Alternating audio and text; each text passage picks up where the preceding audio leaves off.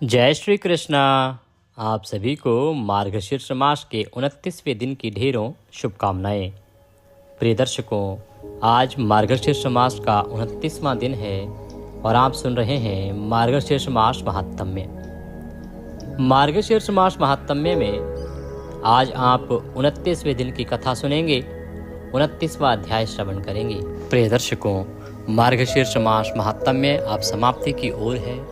ये महात्म्य अधिक महत्वपूर्ण इसलिए है क्योंकि ये महात्म्य भगवान नारायण के द्वारा स्वयं कहा गया है। जब ब्रह्मदेव ने भगवान नारायण से पूछा कि प्रभु, आपने गीता में कहा है कि मार्गशीर्ष मासो अहम, कि आप स्वयं ही मार्गशीर्ष मास हैं, प्रभु इसका क्या कारण है कि आपने एक माह को अपना ही स्वरूप बता दिया। भगवान नारायण फिर मार्गशीर्ष मास का महात्म्य सुनाना आरंभ करते हैं। पहले अध्याय में आपने सुना कि मार्गशीर्ष मास में कैसे पवित्र स्नान करना चाहिए, कैसे मार्गशीर्ष नहाना चाहिए। भगवान नारायण ने बताया कि कैसे देवताओं ने इसे सामान्य मनुष्य से छुपा के रखा, कैसे ये महात्म्य गुप्त से भी अति गुप्त है और ये महात्म्य कार्तिक मास की तुलना में या कार्तिक महात्म्य की तुलना में 1 करोड़ गुना अधिक पुण्य प्रदान करने वाला है। इस महात्म्य को श्रवण कराते समय भगवान ने अनेकों पूजा की कुछ विधियां बताई। भगवान ने कहा कि त्रिपुंड्र कैसे बनाना चाहिए, पुंड्र की क्या महिमा है, ऊर्ध्वाकार पुंड्र बनाने से कैसे मोक्ष मिलता है, अर्थात भगवान का जो तिलक है उसका वर्णन था इसमें। शंख आदि के चिन्ह का वर्णन आया, शंख से भगवान को स्नान कराने की महिमा आई। मार्गशीर्ष मास में यदि आप भगवान को शंख से स्नान कराते हैं, उनके मस्तक से शंख में भर के जल अर्पित करते हैं, तो उसकी एक एक बूंद कैसे हजारों वर्ष तक आपको वैकुंठ में वास कराती है, यह वर्णन आपने सुना। शंख की पूजा की महिमा आई, शंख पूजा का फल बताया गया। तुलसी दल और तुलसी काष्ठ की महिमा आई। तुलसी की लकड़ी की बनी माला कैसे मनुष्य का उद्धार कर देती है। गोपी चंदन क्यों महत्वपूर्ण है, गोपी चंदन लगाने से क्या फल प्राप्त होता है, और जब व्यक्ति मरणासन्न हो तो कहाँ कहाँ चंदन लगाना चाहिए, कहाँ कहाँ पुंड्र बनाने चाहिए, कैसे उसका उद्धार हो सकता है। जटी पुष्प की महिमा आई, भगवान को कौन से पुष्प अर्पित करने चाहिए, किस फूल को अर्पित करने से क्या फल प्राप्त होता है। तुलसी की महानता, नैवेद्य बताया कि नैवेद्य कैसे बनाया जाता है, नैवेद्य की महिमा क्या है। भगवान के भक्तों की शिव शर्मा का वृतांत आया, शिव शर्मा और उनके 4 पुत्रों का कैसे उद्धार हुआ। सोम शर्मा का वृतांत आया, उसकी जो पत्नी है शकला, उसका वृतांत आया। इस प्रकार से अनेकों वृतांत हमने इसमें श्रवण किए। भगवान के मुख से हमने सुना कि किस प्रकार से एकादशी का व्रत करना चाहिए, अखंड द्वादशी व्रत कैसे होना चाहिए, जागरण की महिमा क्या है, ये भी आपने एकादशी वाले दिन ही सुना। मत्स्य महोत्सव के बारे में सुना। भगवान कृष्ण का जो नाम है कृष्ण, उसका क्या महत्व है, कितना जप करने से क्या फल प्राप्त होता है। और फिर श्रीमद् भागवत गीता की महिमा आई कि श्रीमद् भागवत पुराण कैसे भगवान को प्रिय है। उसका एक श्लोक यदि आप प्रतिदिन सुन लेते हैं, आधा भी सुन लेते हैं, तो उद्धार हो जाता है। इन सभी वृतांतों को आपने श्रवण किया, बड़े ही कल्याणकारी ये सभी वृतांत रहे। अब 29वें दिन की कथा आ गई है, जिसमें मथुरा की महानता का वर्णन आएगा कि कैसे मथुरा नगरी महान है, मथुरा नगरी में आप जाएं तो क्या करने से क्या फल प्राप्त होता है। यह वृतांत अब आने वाले आज और कल के अध्याय में आप श्रवण करेंगे। साथ ही मार्गशीर्ष मास को कैसे संपन्न करना चाहिए और कैसे उसके पुण्य को प्राप्त करना चाहिए, इसके विषय में भी जानकारी आएगी। तो आज का और कल का 2 दिन का अध्याय रह गया है, क्योंकि आज 3 तारीख हो गई है। मैं आपकी जानकारी के लिए बताऊं कि 4 तारीख को पूर्णिमा है। प्रिय दर्शकों, 4 को पूर्णिमा इसलिए है क्योंकि 4 तारीख को तो पूर्णिमा 8:37 पर आरंभ हो जाएगी सुबह, और 5 तारीख को सुबह 4:30 बजे समाप्त हो जाएगी। अब दोनों ही दिन सूर्य के मुख से तो पूर्णिमा है नहीं, परंतु 4 तारीख को कम से कम पूरा दिन है और रात्रि को चंद्रमा उदय पूर्णिमा में हो रहा है। और 5 को तो कुछ भी, ना तो चंद्र उदय है पूर्णिमा में, ना सूर्य उदय है पूर्णिमा में। इसीलिए ऐसी अवस्था में आपको 4 तारीख को ही पूर्णिमा करनी चाहिए। 4 तारीख को ही स्नान दान आदि सभी कर्म जो पूर्णिमा के किए जाने हैं वो इसी दिन होंगे। और हमारा जो मार्गशीर्ष महात्म्य स्नान है वो भी 4 तारीख को ही पूर्ण होगा और 5 तारीख से हम पौष मास का महात्म्य आरंभ कर देंगे। पौष मास का स्नान आरंभ हो जाएगा, तो आप जुड़ना ना भूलिएगा। पौष मास का महात्म्य सुनना ना भूलिएगा। आप जानते हैं कि हमारे यहाँ जो महात्म्य सुनाए जाते हैं वो पुराणों में वर्णित होते हैं। हम 4 कथाएं जोड़ के पुराण के नाम पर महात्म्य नहीं सुनाते, जो पुराणों में वर्णित महात्म्य है वही सुनाते हैं, जिससे आपके जीवन का कल्याण होता है, आपका स्नान सफल होता है और भगवान नारायण का आशीर्वाद आपको प्राप्त होता है। तो जुड़ना ना भूलिएगा और सुनना ना भूलिएगा। पौष मास महात्म्य बड़ा कल्याणकारी होने वाला है, बड़ा ही ज्ञानवर्धक होने वाला है। आइए अब हम आज के दिन का अध्याय आरंभ करते हैं। 29वें दिन की मार्गशीर्ष मास की कथा आरंभ करते हैं। आपसे निवेदन है कि यह वीडियो मार्गशीर्ष मास महात्म्य का वीडियो है, तो कृपया इसे एक बार लाइक अवश्य कर दीजिएगा और जितना हो सके इसे शेयर कीजिएगा, लोगों तक पहुंचाइए, जिससे कि लोग सुन के इसका लाभ ले सकें। भगवान नारायण की कृपा प्राप्त करने के लिए और अपना मार्गशीर्ष स्नान सफल बनाने के लिए कमेंट बॉक्स में अवश्य लिखिएगा जय श्री हरि या ओम नमो भगवते वासुदेवाय।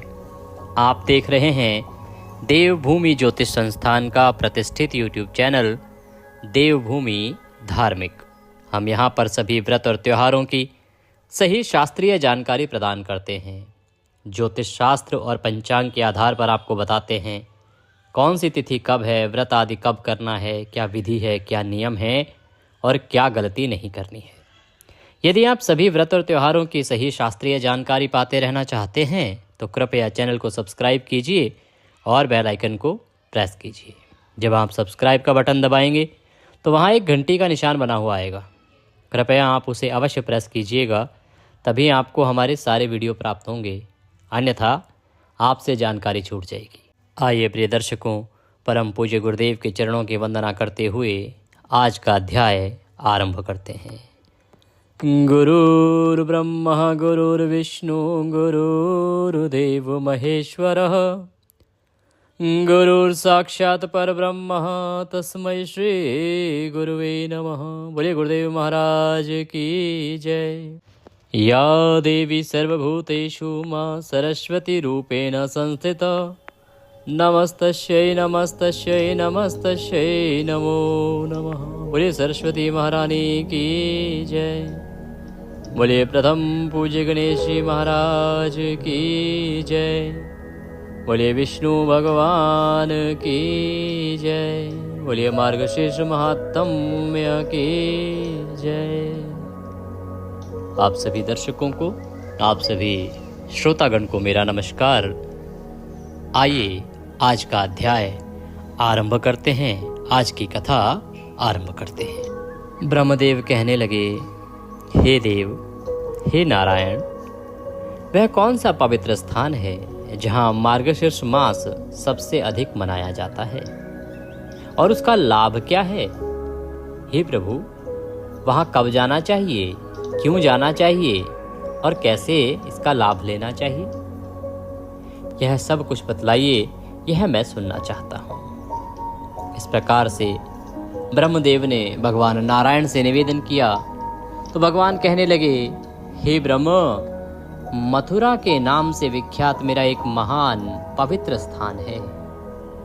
यह अत्यंत सुंदर और पूजनीय है। यह मेरा जन्म स्थान भी है और मुझे यह अत्यंत प्रिय भी है। हे चतुर्मुख, मथुरा में भक्त को हर कदम पर तीर्थ का पुण्य प्राप्त होता है। जहाँ कहीं भी वह पवित्र स्नान करता है वह भयंकर पापों से मुक्त हो जाता है। भगवान नारायण कहते हैं कि मथुरा नगरी में अगर आप एक कदम भी चलते हो तो उस एक कदम से ही आपको तीर्थ का पुण्य मिलता है। हर कदम, जितने कदम चलेंगे उतना तीर्थ का पुण्य आपको प्राप्त होता है। मथुरा नगरी में आपका पवित्र स्नान करना आपके पापों को भस्म कर देता है, आपके पापों से आपको मुक्त कर देता है। कहते हैं, हे पुत्र, मथुरा पापों का नाश करने वाली है। यह समस्त धर्म और सदाचार से रहित दुष्ट आत्माओं द्वारा नरक में भोगी गई यातनाओं को दूर करती है। कि जो भी दुष्ट आत्माएं हैं, पापी से पापी मनुष्य भी यदि मथुरा नगरी जाता है और मथुरा में अपने चरण रखता है, मथुरा की जो धूली है उसको मस्तक पर लगाता है, स्नान करता है, तो बड़ा सा बड़ा पापी भी अपने पापों से मुक्त हो जाता है। कहते हैं कि कृतघ्न, मद्यपान करने वाला, चोर और जिसका व्रत बीच में ही भंग हो गया हो, वह मथुरा पहुंचकर भयंकर पापों से मुक्त हो जाता है।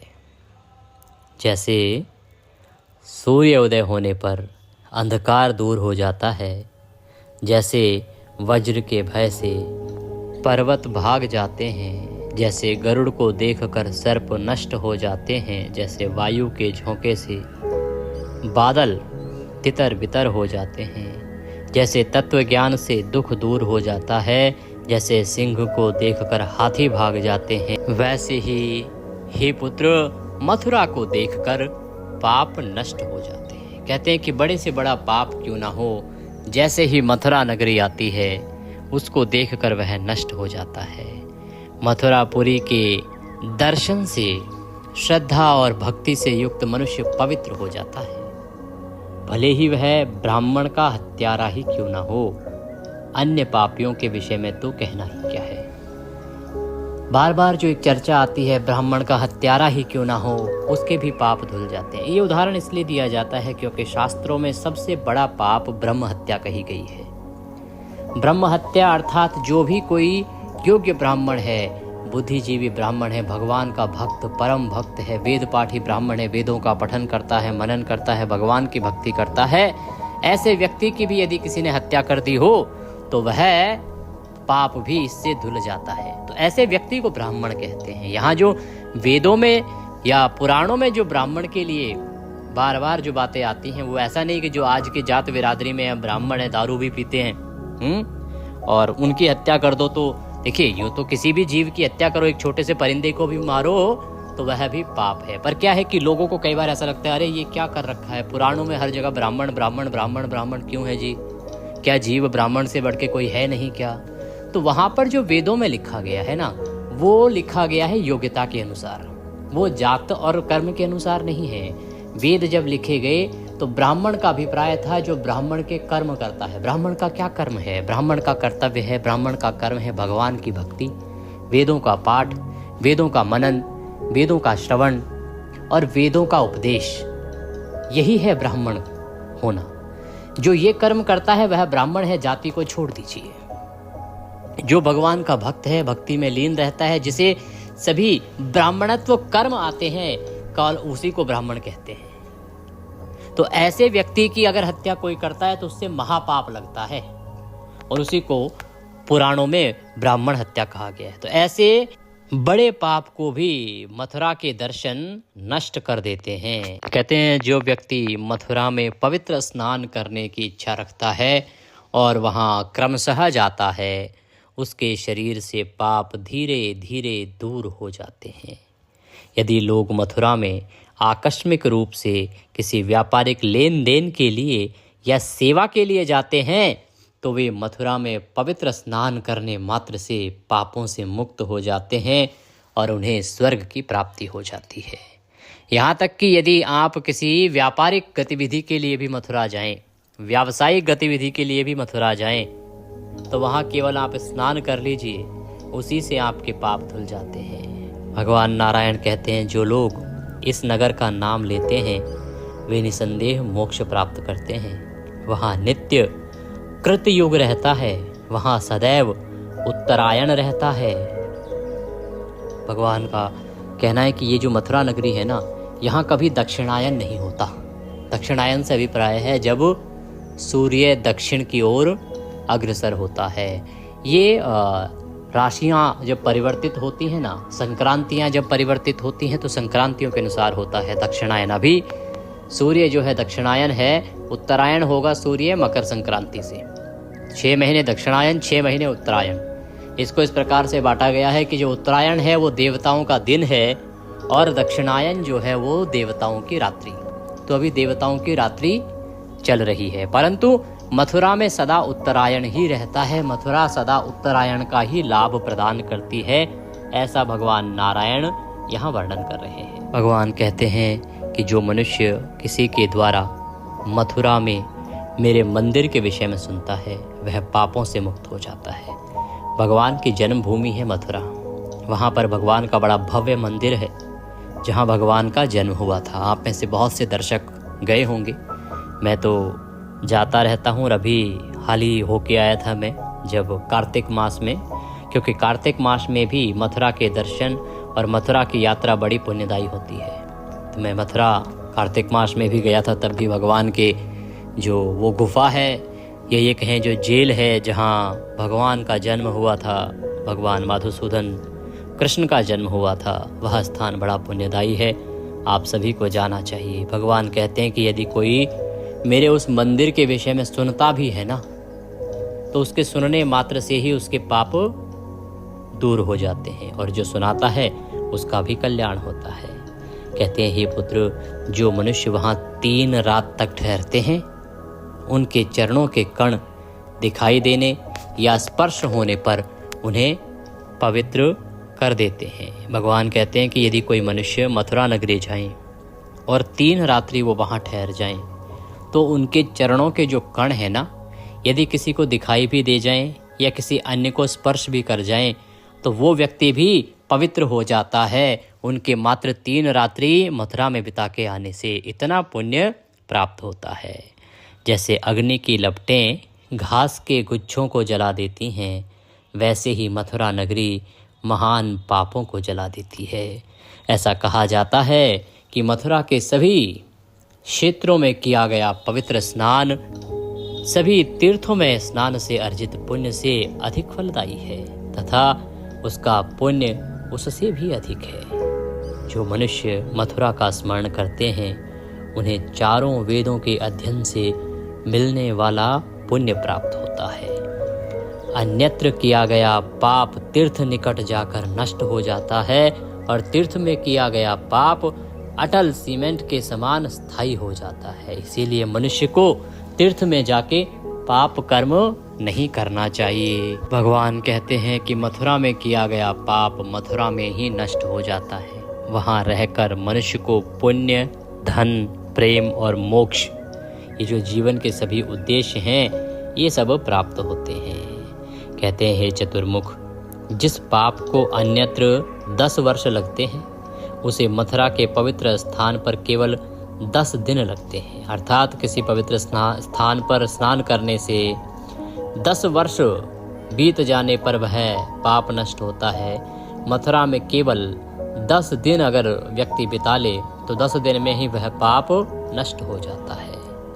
स्वर्ग, पाताल, आकाश या मृत्युलोक में मथुरा के समान मुझे कोई भी वस्तु प्रिय नहीं है। अर्थात भगवान नारायण कहते हैं कि मुझे मथुरा इतनी प्रिय है कि ना तो स्वर्ग में कोई ऐसी वस्तु है जो प्रिय हो, ना पाताल लोक में ही ऐसी कोई वस्तु है जो मथुरा से अधिक प्रिय हो, और ना आकाश में और ना ही इस पृथ्वी पर ऐसी कोई दूसरी वस्तु है जो मुझे मथुरा नगरी से अधिक प्रिय हो।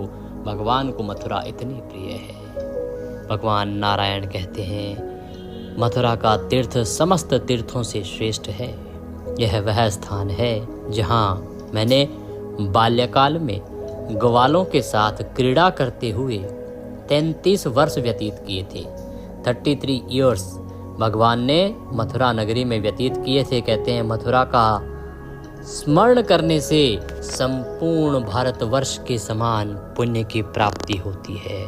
इसीलिए मथुरा का जितना स्मरण करें, जितना दर्शन करें, जितना जाना हो, जितना स्नान करें उतना कल्याणकारी है। हे पुत्र, प्रतिदिन मथुरा में सूर्य ग्रहण के समय सत्यहति नदी पर स्नान करने से मिलने वाले पुण्य से भी अधिक पुण्य प्राप्त होता है। सूर्य ग्रहण के समय जब आप सत्यहति नदी पर स्नान करते हैं तब जो पुण्य मिलता है उतना मथुरा में प्रतिदिन स्नान करके आप प्राप्त कर सकते हैं। इतनी अद्भुत महिमा मथुरा नगरी की है। भगवान कहते हैं हे पुत्र, मथुरा नगरी में मार्गशीर्ष मास में वह पुण्य प्राप्त होता है जो तीर्थराज प्रयाग में 1000 वर्षों में प्राप्त होता है। मार्गशीर्ष मास में यदि आप मथुरा में वास करते हैं, मथुरा में स्नान करते हैं, भगवान के दर्शन करते हैं, तो आपको प्रयागराज में 1000 वर्ष रहने के बाद जो पुण्य मिलता है उतना पुण्य मात्र मार्गशीर्ष मास मथुरा में बिताने से प्राप्त हो जाता है। भगवान कहते हैं कि हे पुत्र, मार्गशीर्ष मास के एक दिन में मथुरा में वह पुण्य प्राप्त होता है जो एक पूर्ण सहस्त्राब्दी में वाराणसी में प्राप्त होता है। अर्थात आप पूरी शताब्दी जब आप बनारस में रहते हैं तब आपको जितना पुण्य मिलता है वैसा पुण्य और उतना पुण्य मथुरा नगरी में केवल एक दिन रहने मात्र से प्राप्त हो जाता है। भगवान कहते हैं कि मथुरा में एक दिन बिताने से वही पुण्य प्राप्त होता है जो गोदावरी के पास द्वारका या कुरुक्षेत्र में भूमि दान करने वाले या गया में 6 महीने बिताने वाले व्यक्ति को प्राप्त होता है। कि जब आप द्वारकापुरी में जाएं, वहाँ पर भूमि दान करें, या गया जी में जाएं और गया जी में 6 महीने तक निवास करें, तब जितना पुण्य मिलेगा उतना मथुरा नगरी में केवल एक दिन बिताने से प्राप्त हो जाता है। न तो द्वारका, न काशी, न ही कांची और न ही तीर्थ मथुरा की तरह हो सकता है, जहाँ माया गदाधर अर्थात भगवान विष्णु देवता हों। यदि उन्हें यमुना जल से अर्घ्य दिया जाए तो पितृ चावल के गोलों का अर्घ्य नहीं चाहते। अर्थात यदि आप मार्गशीर्ष मास में मथुरा जाएं और मथुरा में यमुना में स्नान करके यमुना से अपने पितरों का जल तर्पण करें यमुना के जल से, तो पितरों को पिंडदान की भी आवश्यकता नहीं होती। आपके पितृ मार्गशीर्ष मास में यमुना नदी में स्नान करके जल अर्पण करने मात्र से ही तृप्त हो जाते हैं। चावल के गोलों का अर्घ्य की आवश्यकता नहीं होती का अभिप्राय है कि जो पिंडदान किया जाता है उसकी भी आवश्यकता नहीं होती। कहते हैं जो मनुष्य मथुरा को एक साधारण नगर समझते हैं उन्हें पापों से दूषित जानना चाहिए। अगर कोई भी इस प्रकार का विचार करे कि मथुरा एक साधारण नगरी है तो वह पुण्यात्मा पुरुष नहीं है, वह पापी पुरुष है निश्चित ही। भगवान कहते हैं यदि कोई मथुरा न देखे किंतु वहाँ जाने की इच्छा रखता हो तो जहाँ भी उसकी मृत्यु हो उसका पुनर्जन्म मथुरा में ही होता है। हे चतुर्मुख, काल क्रम में पृथ्वी के धूल कणों को भी गिना जा सकता है, किंतु मथुरा में तीर्थों की संख्या की कोई सीमा ही नहीं है। इतने अधिक तीर्थ मथुरा नगरी में हैं। हे मथुरा नगरी में ही रहो, मैं वहाँ गोप गोपियों से घिरा हुआ निरंतर रहता हूँ। हे ब्रह्म, जो वहाँ वास करता है उसे सदा मैं प्राप्त होता हूँ। हे संसार सागर में डूबे हुए मेरे शिष्यों, सुनो, यदि तुम परम सुख की इच्छा रखते हो, यदि तुम परम मोक्ष की इच्छा रखते हो, यदि तुम मुझे नारायण को प्राप्त करना चाहते हो तो मेरे नगर में रहो। भगवान नारायण कहते हैं कि मेरा नगर क्या है? मथुरा। मथुरा में रहोगे तो भगवान को अवश्य प्राप्त करोगे। संसार के लोग अत्यंत अंधे हैं, आंखें होते हुए भी देख नहीं पाते। मथुरा जैसा पवित्र स्थान होने पर भी वे जन्म मरण की अग्नि परीक्षा में व्यस्त रहते हैं, ग्रस्त रहते हैं, घुसे रहते हैं। यद्यपि सौभाग्य से उन्हें मनुष्य योनि में अतुलनीय जन्म प्राप्त हुआ है, फिर भी उनका जीवन व्यर्थ गया। मथुरा नगरी उन्हें दिखाई ही नहीं दी।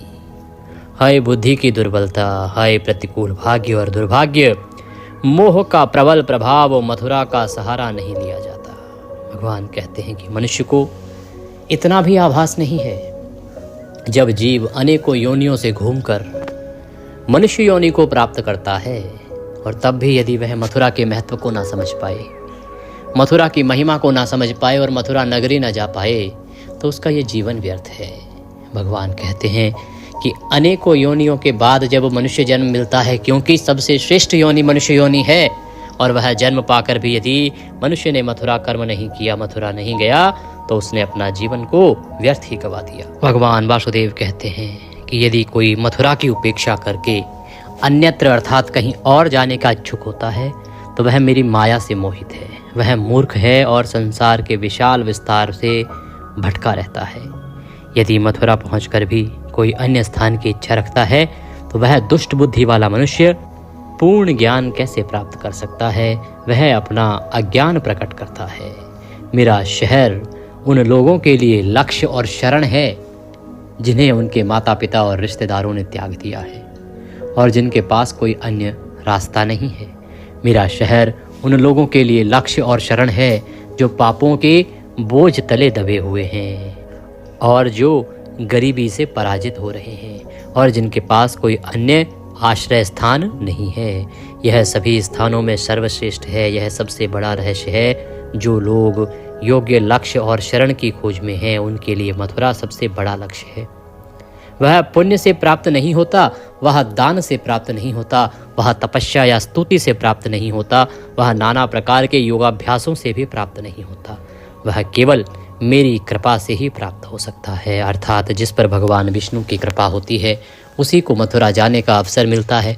जिस पर भगवान विष्णु की कृपा होती है वही मथुरा वास कर पाता है। जिस पर भगवान विष्णु की कृपा होती है वही मथुरा का पुण्य प्राप्त कर पाता है। भगवान नारायण कहते हैं कि वह पुण्य जो ना दान से मिलेगा, ना तप से मिलेगा, ना जप से मिलेगा, ना स्तुति करने से मिलेगा, ना अनेक प्रकार से योगाभ्यास करने से मिलेगा, वह पुण्य केवल और केवल मथुरा दर्शन से मिलेगा। भगवान कहते हैं कि मथुरा के भीतर, मथुरा में केवल उन्हीं धन्य लोगों को अच्छी स्थिति प्राप्त हो सकती है जिनकी मुझ में दृढ़ भक्ति है और जिन पर मेरी असीम कृपा है। कि जो मथुरा में आए और मेरे भीतर श्रद्धा रखते हैं और जिस पर मैं प्रसन्न रहता हूँ उसी का उद्धार होता है। काशी आदि नगर तो हैं परंतु मथुरा ही परम धन्य है, जो 4 प्रकार से अर्थात जन्म लेने, जनेऊ संस्कार करने, अनेक व्रत करने तथा दान देने से चतुर्विध मोक्ष प्रदान करती है। सालोक्य आदि प्रदान करने वाली यह एक अकेली नगरी है। इसकी अतिरिक्त दूसरी कोई नहीं है। कहते हैं मेरी कृपा से यहाँ वह उत्तम लक्ष्य सहज ही प्राप्त हो जाता है जो सैकड़ों मनवंतरों में भी योगाभ्यास से प्राप्त नहीं हो सकता।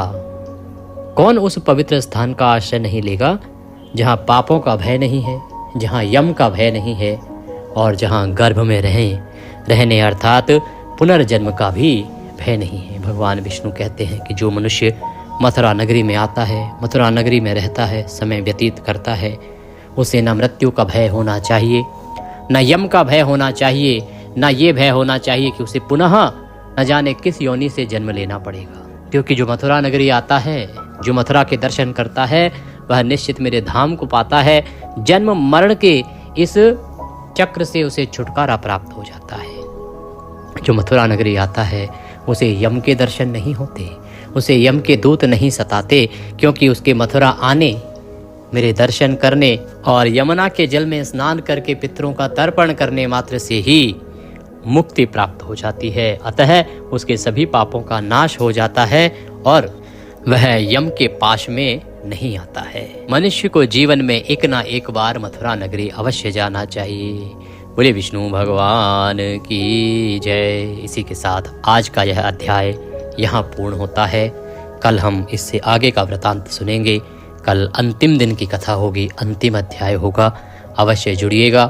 पूर्णिमा तिथि है और पूर्णिमा पर बाकी जो कर्म कैसे करने हैं उनका वीडियो मैंने अपलोड किया है। ध्यान दीजिएगा कि ये कोई साधारण दिन नहीं है।